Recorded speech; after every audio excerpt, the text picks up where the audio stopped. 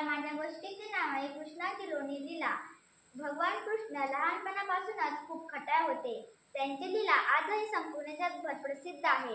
त्यांना लहानपणी सर्वात जास्त खायला आवडणारी प्रिय वस्तू होती ती म्हणजे लोणी. लोणी चोरणे ही एक त्यांची जणू कलाच होती. लोणी मिळवण्यासाठी ते काही करू शकत असत.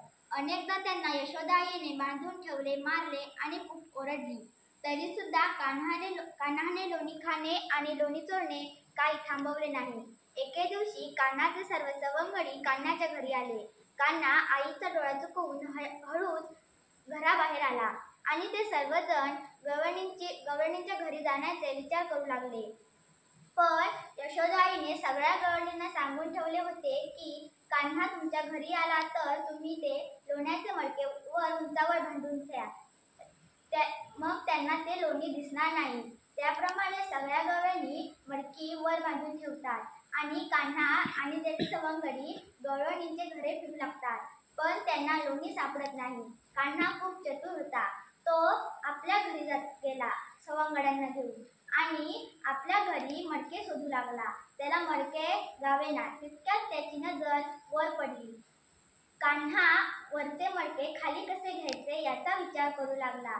त्याला पटकन एक युक्ती सुचली. तो आपल्या सवंगड्यांना म्हणाला, तुम्ही एकाच्या खांद्यावर एक उभे राहा, सर्वात उंच मी राहून मी ते मडके खाली घेतो. कान्हाने सांगितल्याप्रमाणे सर्व सवंगडी तसे उभे राहतात आणि कान्हा वर चढून मडके खाली उतरवतो. सगळे मिळून मडके खातात. तितक्यात यशोदाई येते.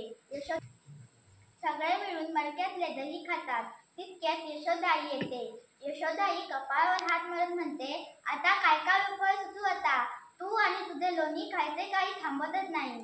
तेव्हापासून जन्माष्टमीची प्रथा सुरू झाली. आजही सगळे लोक प्रेमाने दही हंडी फोडतात. या गोष्टीतून आपल्याला हे समजते की आपल्याला आवडणारी कोणतीही गोष्ट मिळवण्यासाठी शक्तीपेक्षा युक्तीचा वापर केला पाहिजे. धन्यवाद.